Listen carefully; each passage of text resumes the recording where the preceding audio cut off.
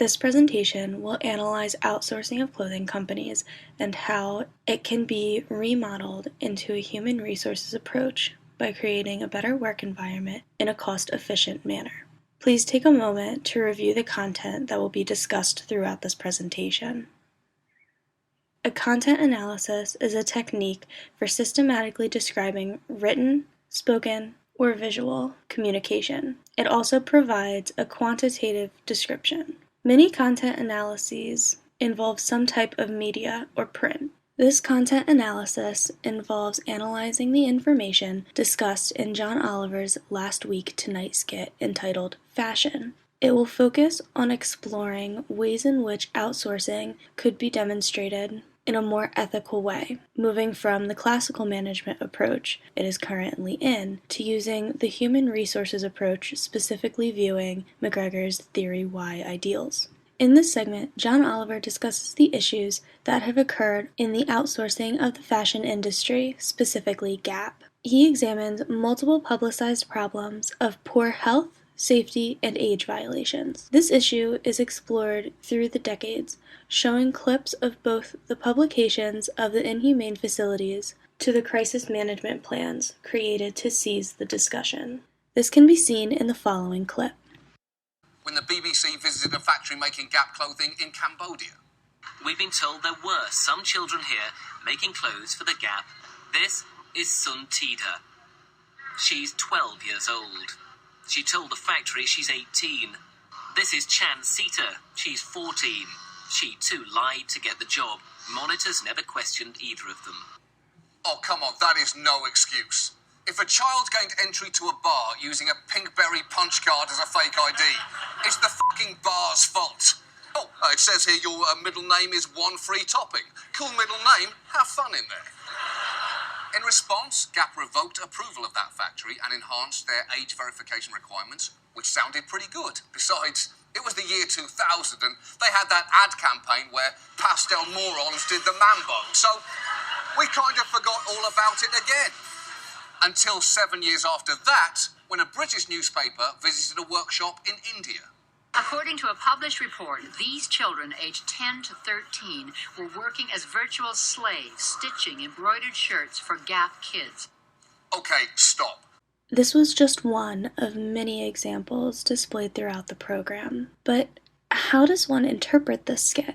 With all of the horrible programming brought to the surface, how can companies continue to be successful? The only shared interpretation I've been able to come up with is through selfishness. No matter the audience, selfishness always shows itself over the betterment of others. This shared interpretation is visible no matter what side of the fashion industry you are on. Take businesses, for example. A company's goal is to create the largest success for the company as a whole. This means building the largest profit margin on products and staying within the marketplace, no matter what the cost. To companies, a foreign employee in an outsourced facility is merely a cog in a larger machine that produces twice as many products in half the time for a cheaper cost. On the other hand, consumers focus on the ability to buy the most for the least cost, no matter the process or pain in which the item was made. So the question now is, what can both of these audiences get from the text used for this content analysis?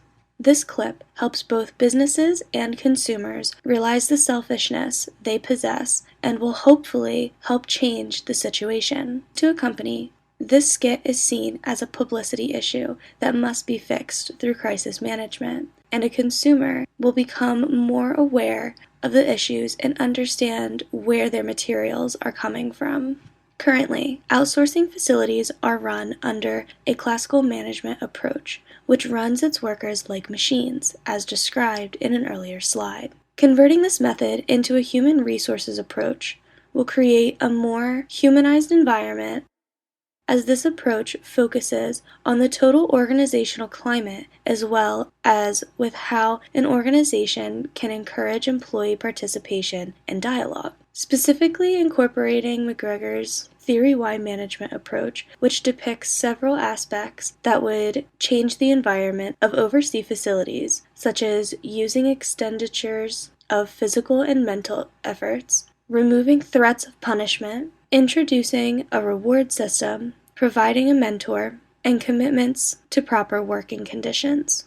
Just by having management ensure all codes and regulations are up to working standards and workers are receiving proper rewards for their time and energy spent, the time and cost spent on crisis management for the company will no longer be needed, thus saving the company efficient wages.